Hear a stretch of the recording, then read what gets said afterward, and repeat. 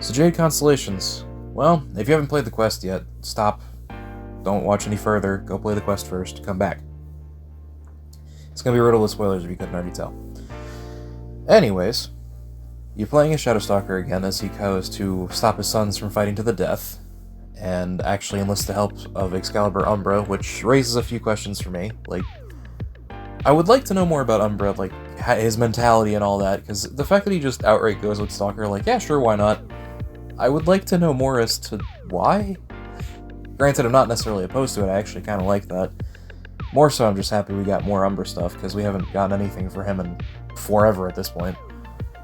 But anyways, the entire mission is, going through and hunting down the proto-frames that are working with his son, which, again, I would like to know where those proto-frames came from. It's possible that we get information for that in the stuff that takes place after the quest. I haven't done any of that yet. Quite literally, what I did today is I just logged on, did the quest, and recorded this. So, I haven't seen much of the after content just yet, but this is a review of the story mission anyway. So bear that in mind if I missed anything as far as that goes. Sorry in advance. But anyways, overall I'd say the quest actually played pretty well. It took a bit to figure out what the heck was going on in the first fight there, which if you've seen my gameplay video, you probably already realized that from that. But anyways, I am blown away by Hun Hao making a sacrifice for the Stalker because, well, I mean, it felt kind of out of nowhere, but it also kind of fits Hun Hao's character, if that makes any sense, because he's always been honestly dramatic about things in general, but he's also, interestingly enough, gotten closer and closer to the Tenno over the years as well. I mean, I will say, like, look at New War, where at first he wants to kill us, and then our Drifter's like, hey, help me deal with this shit, so that way I can rescue your daughter. And Hun Hao says, alright, screw it, we'll do it. And in Jade Shadows, he's actually the one that tells Stalker, hey, go seek out the Tenno for help to save Jade.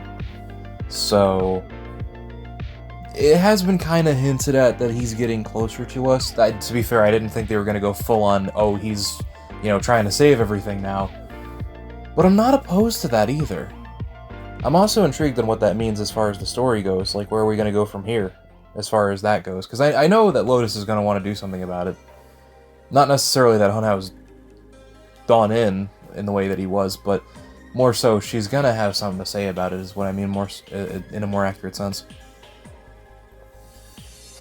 But either way, I will say I did like this quest. I do think it's an interesting follow-up to Jade Shadows. I actually really like it as a follow-up to Jade Shadows. As a standalone quest, it's not bad either. Honestly, it kind of feels like a combination of old quests and new ones kind of meshed together. It has that vibe to it. I really don't know how to explain that, like, why it feels that way.